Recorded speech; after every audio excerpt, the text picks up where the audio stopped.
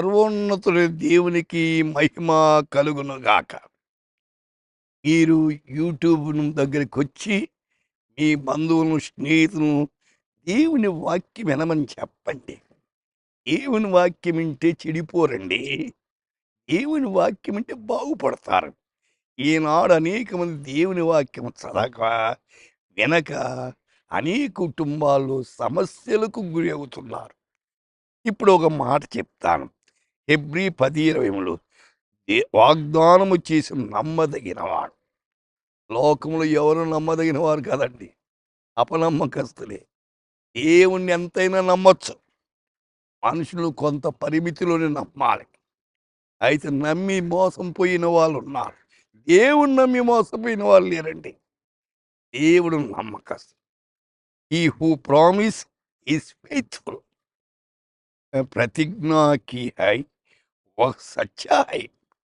ఆయన వాస్తవం గలవాడు. మొదటి కొరింథీ మిమ్మును పిలిచిన దేవుడు నమ్మదగినవాడు.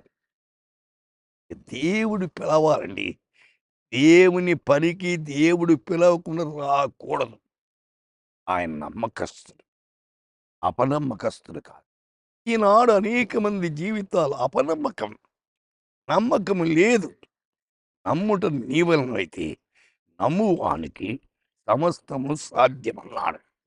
2 తెస్సలోనికయ 3:3 ప్రభువు నమ్మదగిన వాడు, ఆయన మిమ్మును స్థిరపరిచి దుష్టత్వము నుండి కాపాడు. దేవుని నమ్మితే దుష్టు నుండి దూరపరుస్తాడు. దుష్టత్వం రాకుండా కాపాడతాడు. నీ ఇంటి మీద, నీ పిల్లల మీద, నీ పనిబాట్లు. అయితే దేవుని మీద నమ్మిక ఉంచండి. దుష్టత్వాన్ని నుండి తొలగిపోండి.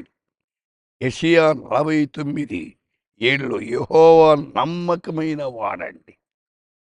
మొదటి తెస్సలోనికయ 5:24 మిమ్మును పిలిచిన వాడు నమ్మదగిన దేవుడు. పిలిచాడా? పిలిస్తే ఆయన నమ్మకమైన. పిలవకుండా వచ్చావా? పిలవకుండా రావద్దు. ఆయన పిలిస్తే అడుగడుగున నీతో ఉండి నడిపిస్తాడు. ఈనాడు పిలుపు లేక అనేక మంది వచ్చి కష్టాల పాలవుతారు.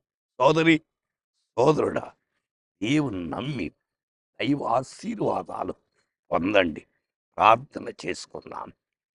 దయామయుడా, మా శ్రోతలంతా నీ యందు నమ్మిక ఉంచి ముందుకు సాగేదానికి మీ కృప ప్రసాదించండి.